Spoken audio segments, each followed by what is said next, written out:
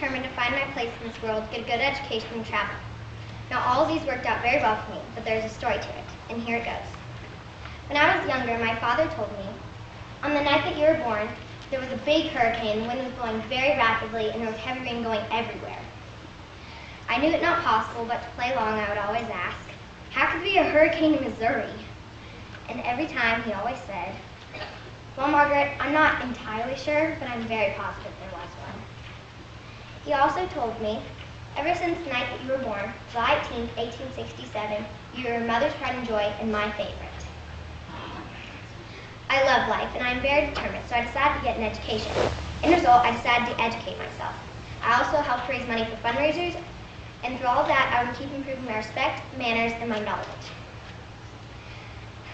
I loved my family, and I still do, but when I was 19, I wanted more in life. And after a while, I found an ad in the paper that said, men are striking silver in Leadville, Colorado. I told my parents that I wanted to go there immediately, and so I did. While I was singing at a saloon, my job, I met a man named James Joseph Brown. And little did I know that we were to fall in love, get married, and live in Leadville for a little bit. Soon after our marriage, we had children, one boy and one girl, the girl Helen and the boy Larry.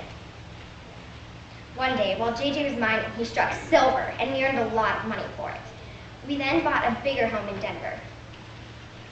But one day, while the children were off playing, and JJ and I were sitting in the living room having a conversation, we came upon a conversation about how he wanted to move back to Leadville. And so I told him that I would let him do that, but the children and I were going to stay in Denver. Finally, he agreed to the deal that was being made. That day made my heart shatter, but I knew it was the right decision to make. After the children grew older and were off in boarding school, I started traveling. One day, while I was in England on my travels, I decided to take the RMS Titanic back to America.